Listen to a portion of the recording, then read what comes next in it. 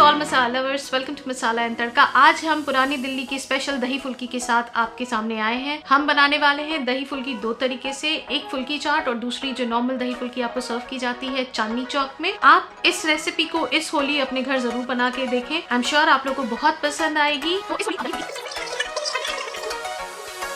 तो चलिए बिना टाइम वेस्ट किए हुए देखते हैं किस तरीके से बनाई जाती है दही फुल्की या दही फुल्की चाट की recipe. So let's get started.